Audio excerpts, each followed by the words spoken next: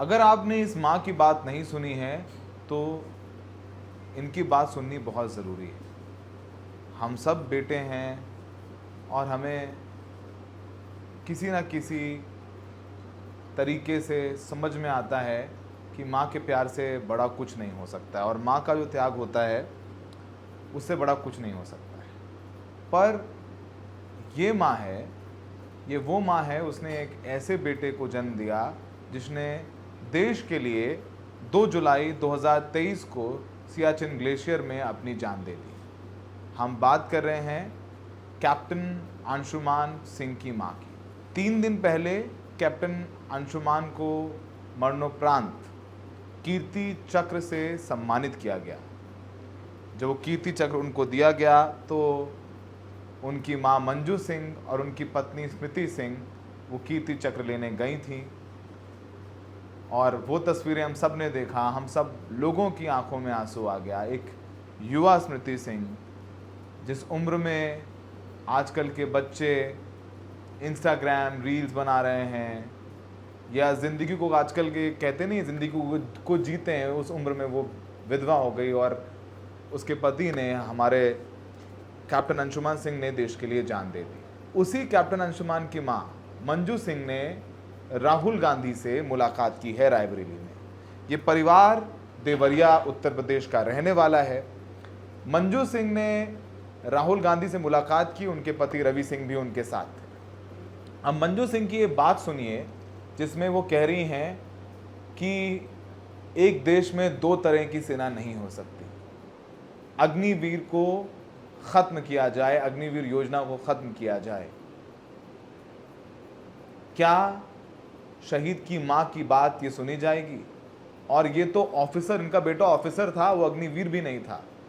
तो सेना में किस तरीके की सोच है अंदर अग्निवीर को लेकर के, ये बयान ये जाहिर करता है।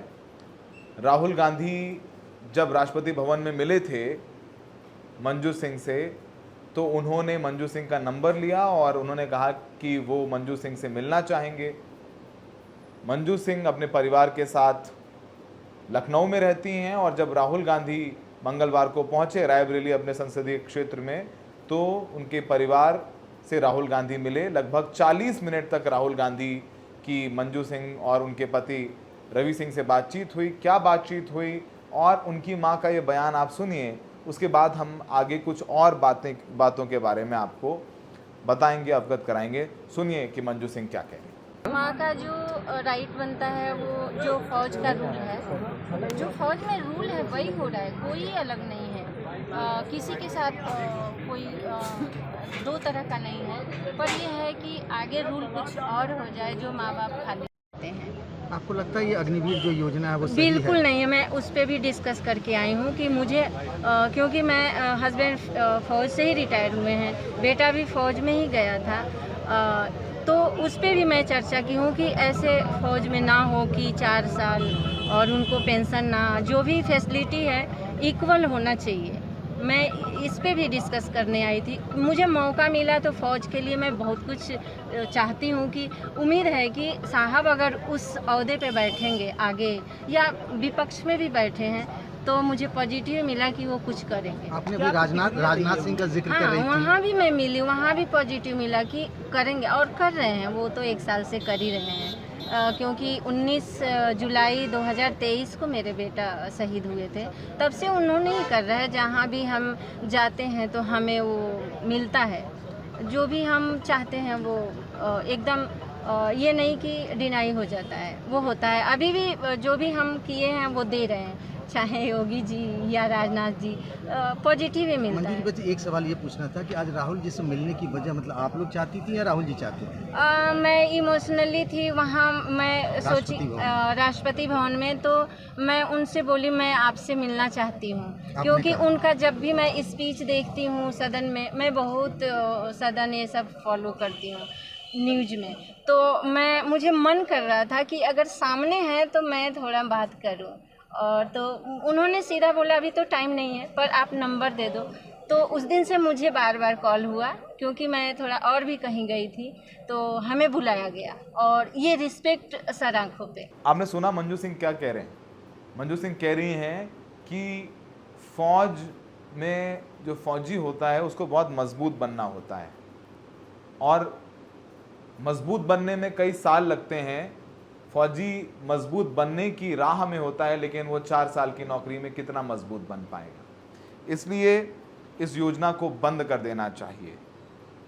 अग्निवीर योजना पर विचार होना चाहिए। मैं सरकार से अपील करती हूं कि वो इस योजना के बारे में सोचे।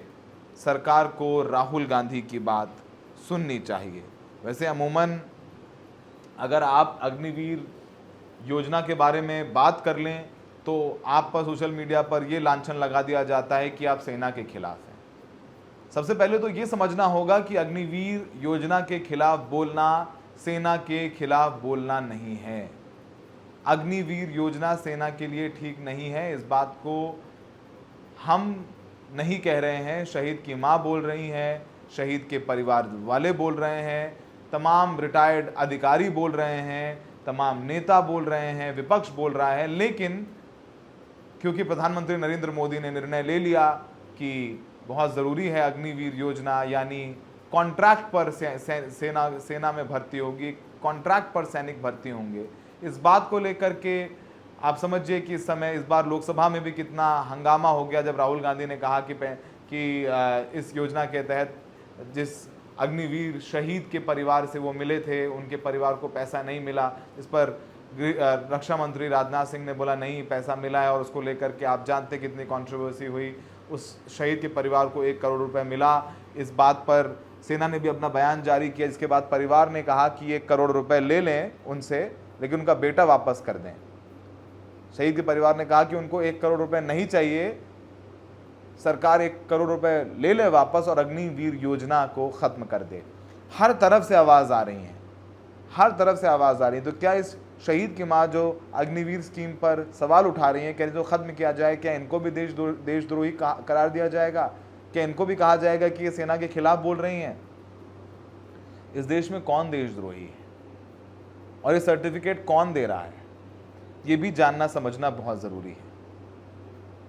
राहुल गांधी को इस बात के लिए उनकी मां बड़ाई कर रही थी कि वो अग्निवीर योजना के खिलाफ बोल रहे हैं, और यही वजह है कि लोकसभा के चुनाव में जो ओवर कॉन्फिडेंट मोदी की गारंटी थी उसमें इतना बड़ा डेंट लगा है कि तमाम उन राज्यों में, उस बेल्ट में जहां से सबसे ज़्यादा सैनिक देश में भर्ती होते हैं, देश के लिए जान देते रहे हैं और दे भी रहे हैं, वहां पर बीजेपी को हार का सामना करना पड़ा हो।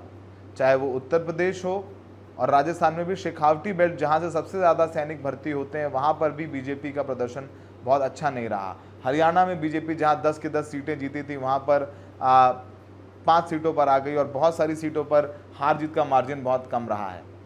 तो ये सोचने वाली बात है। लेकिन फिर भी सरकार अग्निवीर योजना को लेकर के अभी भी मुतमईन है, कॉन्फिडेंट है, ये कह रही है कि ये सेना के लिए बेहतर है, और जो कॉन्ट्रैक्चुअल सैनिक हैं उनके कमिटमेंट पर भी सवाल उठ रहा है।